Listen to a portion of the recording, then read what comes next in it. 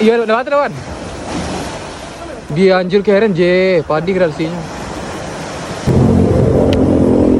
Akhirnya gue bisa keliling Kota Padang.